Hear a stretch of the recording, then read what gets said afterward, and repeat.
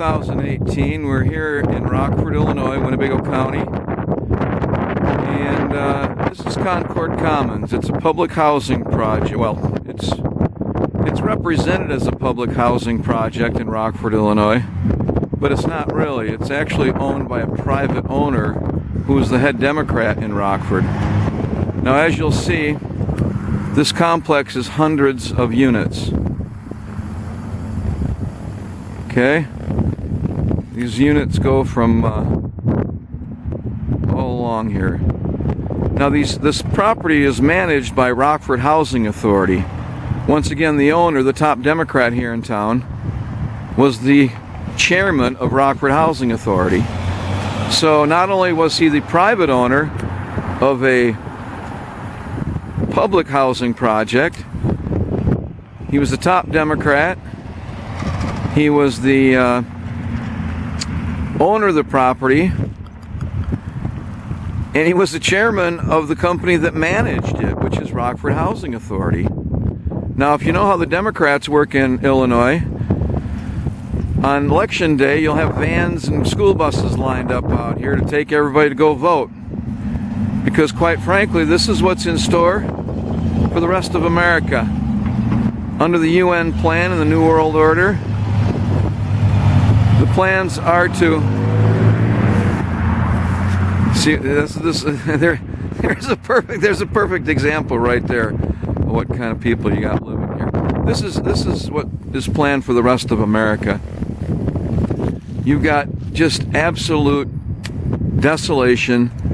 Look at this landscape. All right, this is what America will look like if the New World Order gets their way. And as we've learned, today is February 3rd. As we learned yesterday, the FBI has been complicit with this group of criminals who's been running America for the past, at least since they killed John F. Kennedy. And they pretty much were running things before that. But since then, they've had absolute control of this country. So I've gotten wise to what's going on in America because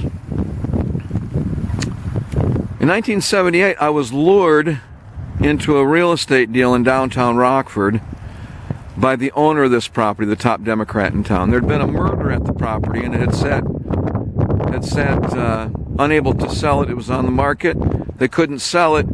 And so one of my church friends lured me and my brother into buying it. Well, we found out there was a murder there the year before we bought it, and it looked like that this guy, the top Democrat that owns this property, he was a top attorney in town too, and an alderman with the city of Rockford. His son is currently the city attorney for the city of Rockford. The guy that owned this property, the top Democrat, was also the campaign manager for the next three mayors. McNamara, John McNamara, 1981 to 1989. Box from 1989 to 1997. And then Doug Scott after that until 2005. So, Tom Meyer was the top Democrat here in town. He lured me into a real estate scam downtown for some clients who owned a property where there had been a murder. And it looks like the murder was probably committed by one of the owners of the property. And I was lured in to kind of cover the tracks to sign on to the deed. So, this Tom Meyer character, he lured me in with a church member in 1978. That church member quit a month after I signed on to the property. Within 6 months, he had another agent of his who was a good friend of mine from high school. This good friend of mine from high school is named Bruno. His dad worked for Rockford Housing Authority, for Tom Meyer. This Doug Bruno sent me a letter and promised to take care of the property while I was on my Mormon mission, if I just made him my partner. So I made him my partner. And a couple months later, the city of Rockford condemned my property for no reason after we'd spent about $15,000 on improvements in plumbing and electrical. We went to Tom Meyer and asked him what to do. He said you can't fight City Hall, even though he was City Hall. Well, since then I learned I better become a journalist and figure out what's going on here in Rockford. And so since then I helped start a newspaper called the Rock River Times.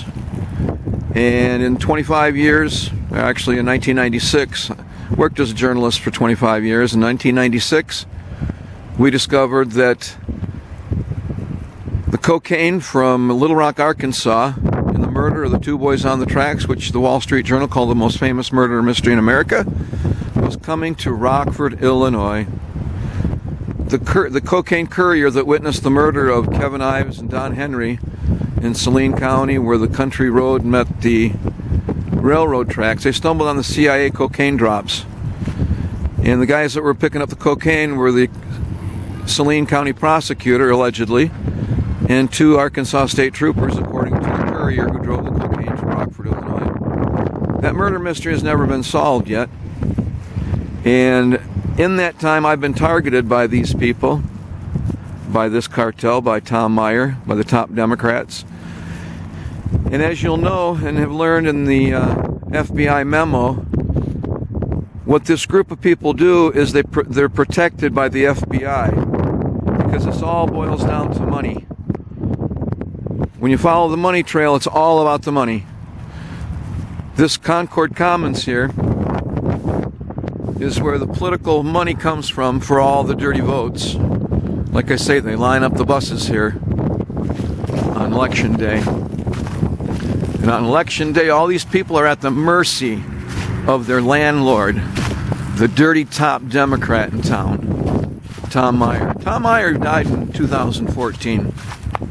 I won't say bless his soul. I don't think he had one. But what I found out in the past 6 months is that the person who owns my house was a partner of Tom Meyer. And now here's how that went. In 2002, the real estate partner that Tom Meyer set me up with in 1979, who then ended up getting my building condemned, got picketed by the labor union, who my partner Bruno's dad was the treasurer of. See, it's a cozy little system they got here, and it's all about the money. This is where all the money goes through. It's going to be used against the people here in town, and has been for 40 years. 40 years these guys have been running the show, and they're still in charge. Tom Meyer's son is the campaign manager to the current mayor of Rockford, Tom McNamara. Tom McNamara is named after Tom Meyer. And just to finish up here, how the money trail works, I found out in the past 6 months that the guy that owns my house was the banker, or I should say, he was the largest stockholder in the bank of the bank that mortgaged this property in 1978, October. Concord Commons never had to make a mortgage payment. You following me? Concord Commons never had to make a mortgage payment to Amcor Bank, at least up until 2000, when court records and depositions revealed what had happened. In 2000, there was a lawsuit where Concord Commons was sued because of a girl that had a pot of hot oil tip over on her. The attorney that sued Concord Commons, that sued Tom Meyer, ended up being my attorney in a lawsuit brought on by Tom Meyer's agent, Doug Bruno, in 2002. Larry Morrissey was that attorney. Larry Morrissey took my case in 2002. He fixed my case. He withheld the evidence, missed the 213 disclosure deadline, which left me without evidence to prove up my case.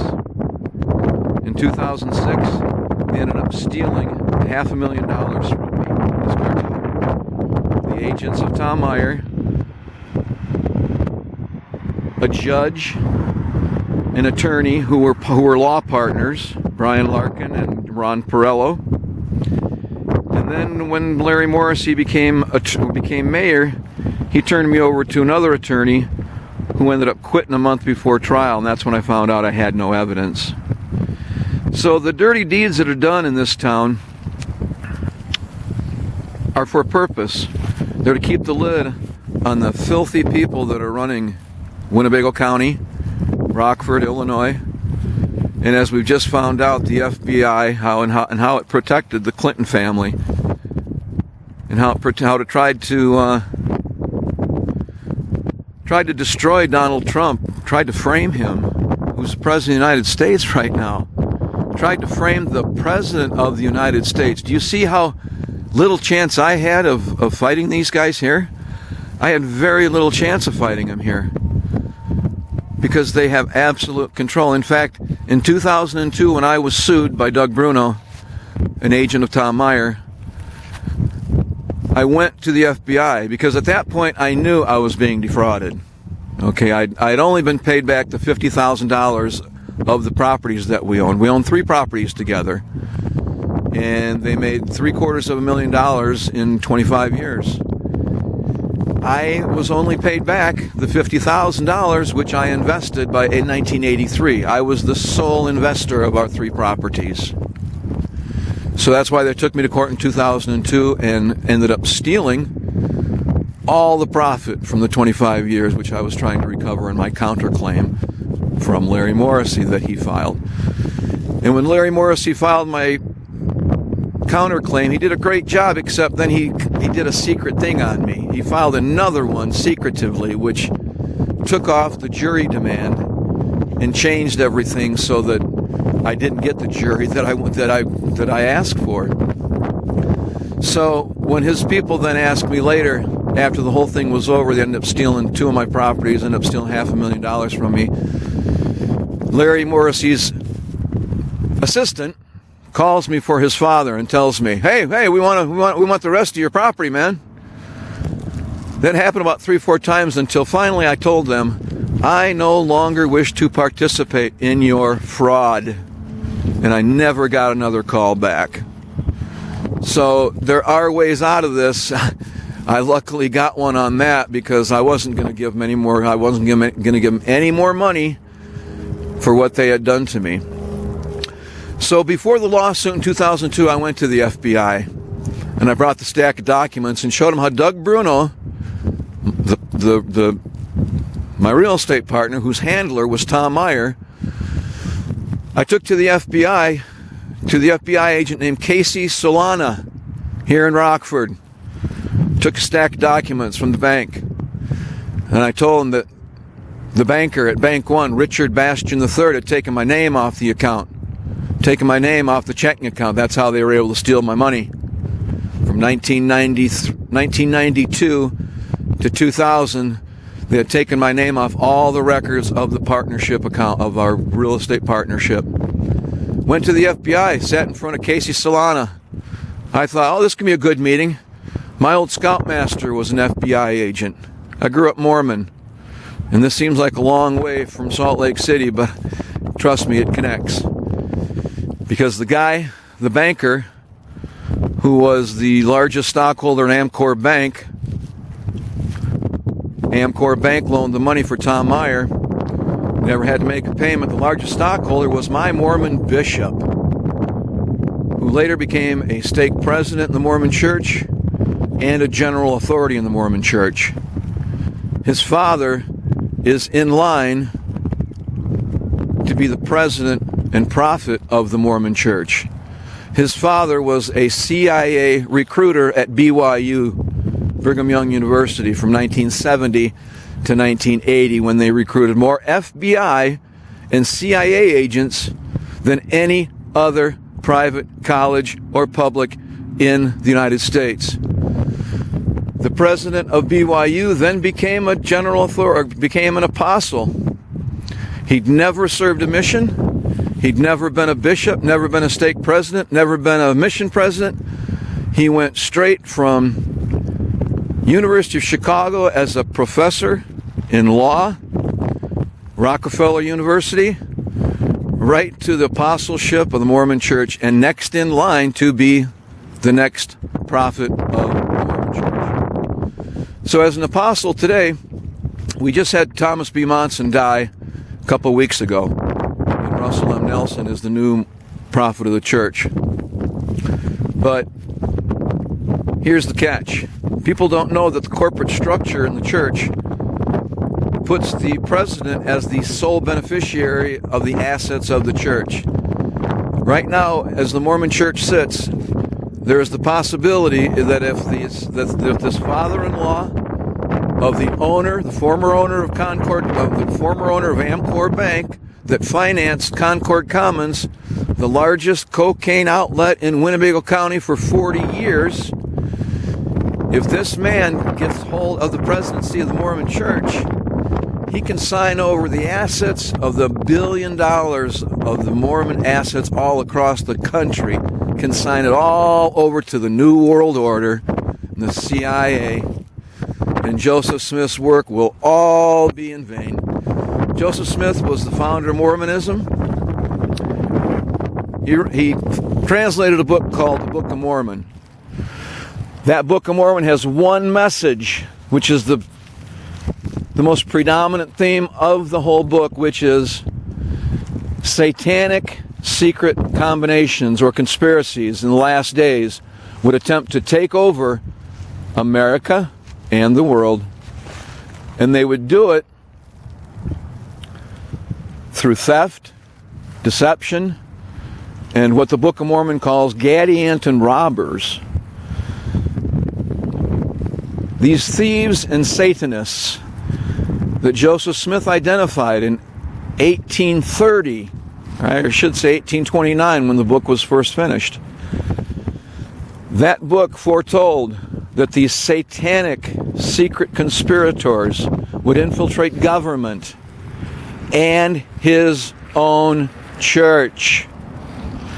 I have been targeted by the son-in-law of the next in line for the head of the Mormon Church, who I believe is there to destroy the good people, the good Christians of the Mormon Church. And I say this is a long way from Salt Lake City, but not that far from the history of the church, because the founder of Winnebago County was Stephen Mack.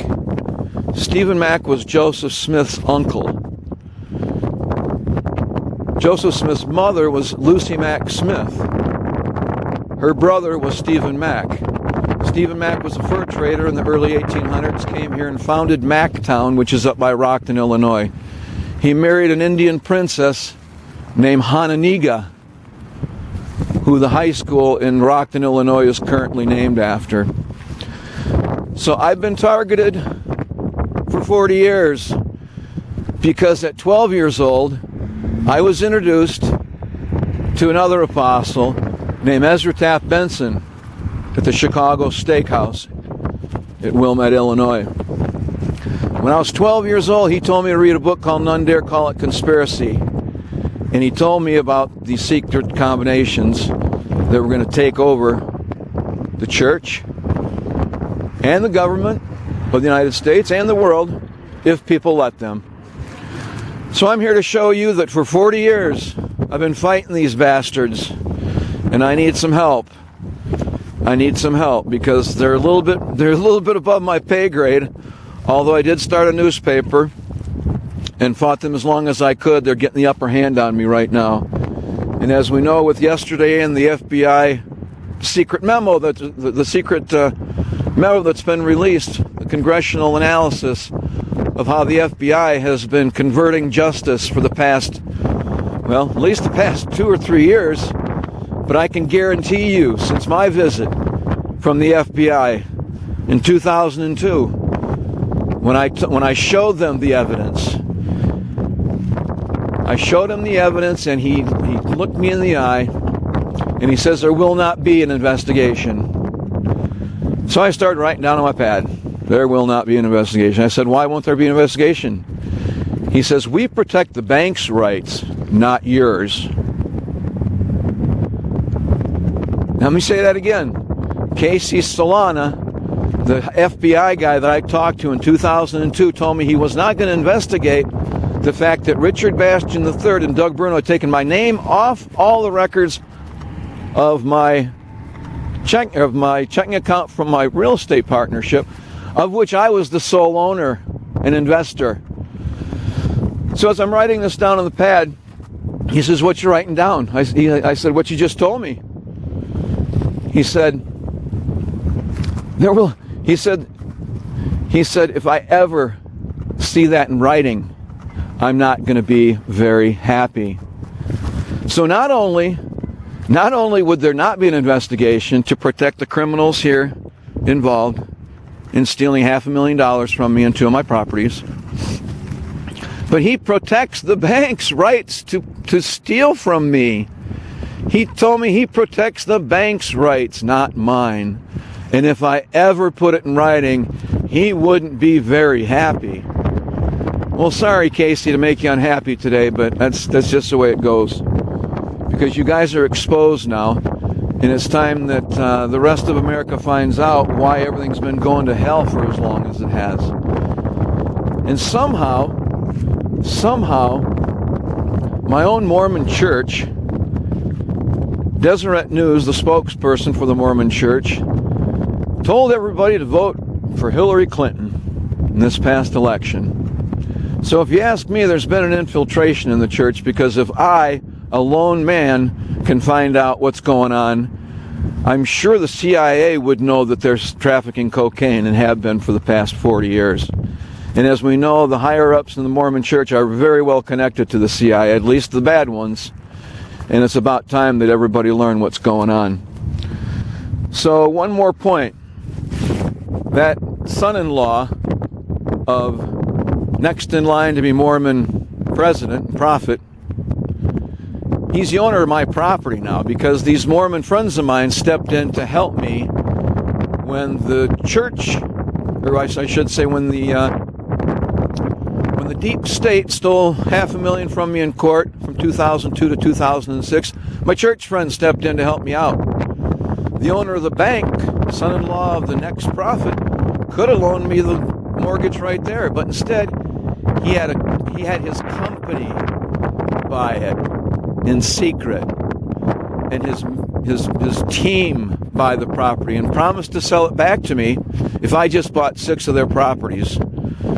See, as a banker, you get foreclosed properties, and then his company ends up buying all these foreclosed properties from the crack and cocaine problems and heroin in Rockford. It's causing all the real estate taxes to go sky high, crime to go sky high, and for Rockford, Illinois to be the most dangerous city in America. So right now, instead of selling my property back to me, a brownstone fourplex in downtown Rockford. Oh yeah, Tom Meyer was the head of the Downtown Bullseye Committee with Richard Bystrom III at Bank One also. So one of the reasons I got really well targeted was because my property was downtown, and they knew at any time they could come in and do whatever they want to violate my rights in some way with the building department and shut me down. Well, that's what's going on right now, and that's why I'm making this video. Because right now, these guys need to be exposed. There's a criminal cartel that is operating within the Mormon Church locally here, and it's all about real estate, and I won't even talk about the sex clubs or the pedophilia. So I'm going to sign out right now. I can say I'm here in Rockford, Illinois. It's February 3rd, 2018. My name is John Bystrom. I'm a target of the Deep State, Deep Church cocaine cartel, and here I am exposing it. So do some research and find out just exactly what I'm telling you is the truth. So I'm going to sign out. Thanks for listening.